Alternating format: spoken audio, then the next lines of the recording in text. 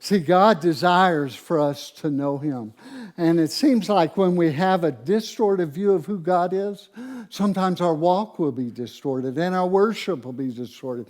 We can worship Him when everything is going good, but when we go through tough times, we struggle to worship Him when our vision and understanding of who He is gets distorted.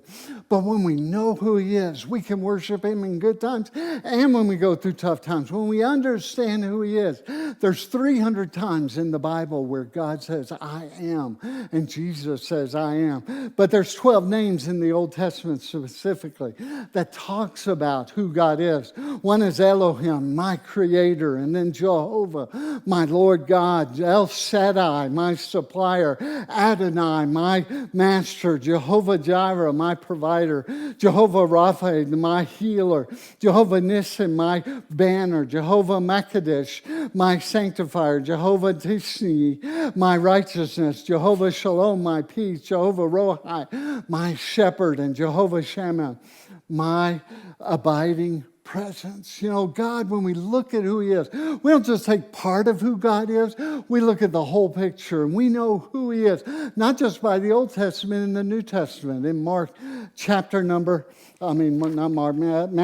John chapter number 14, we see that the disciples were Jesus and they'd been following, and Philip came up and said, Jesus, if we could see Jesus, could you just let us see Jesus, God? I mean, if you just let us see God, if you could just let us see Him.